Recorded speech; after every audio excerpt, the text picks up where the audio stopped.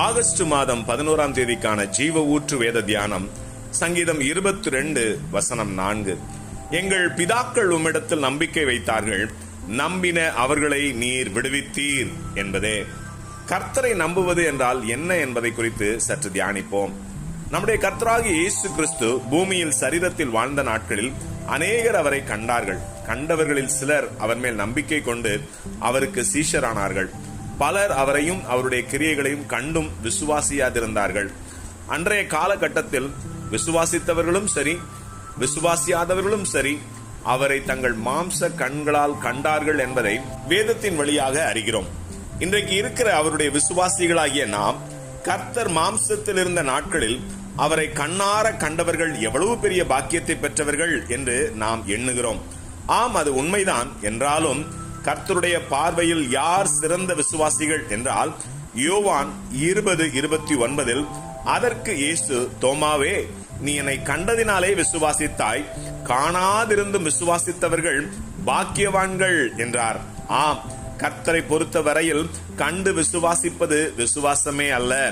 ஆகவேதான் ரோமர் 8:24 காணப்படுகிறதை நம்புகிறது நம்பிக்கை அல்ல, ஒருவன் தான் காண்கிறதை நம்ப வேண்டுவதென்ன என்று பவுல் அப்போஸ்தலர் உறுதியாய் கூறுகிறார். இது எப்படிப்பட்டதென்றால், என் வீட்டில் என் அப்பா இருப்பதை பார்த்து விட்டேன், ஆகவே எனக்கு அப்பா உண்டு என்பதை இப்போது நம்புகிறேன் என்று கூறுவது எவ்வளவு வேடிக்கையாக இருக்கும் என்பதை எண்ணி பாருங்கள். இவர்கள் நம்பிக்கை என்பதின் அர்த்தம் என்ன என்பதையே அறியாமல் இருக்கிறார்கள் என்றுதானே நினைக்க தோன்றுகிறது.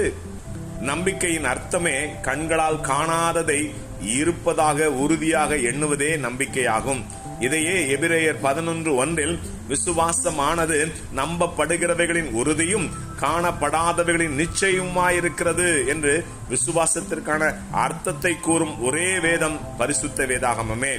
சரி, தங்கள் பாவத்தில் இருந்து விடுதலை அடைய விரும்புகிறவர்கள் நம்முடைய கர்த்தராகிய இயேசுவை இந்த மாம்ச கண்களினால் பார்க்காத நிலையிலும் அவர் நிச்சயமாக இருக்கிறார் என்றும், அவர் பாவ மனுக்குலத்தை ரட்சிக்கும்படி அவர் சிலுவையில் பலியாகி மரித்தார் என்பதையும், அவர் மரித்து 3ஆம் நாளில் உயிரோடு எழும்பினார் என்பதையும், மீண்டும் பூமிக்கு வரப்போகிறார் என்பதையும் விசுவாசிக்கிறவர்கள் யாரோ அவர்கள் தங்களை கர்த்தரிடத்திலே தாழ்த்தி பாவ மன்னிப்பை பெறுகிற பொழுது கர்த்தராகிய இயேசுவால் பாவ சாபங்களிலிருந்து விடுதலையாகி ரட்சிக்கப்படுவார்கள்.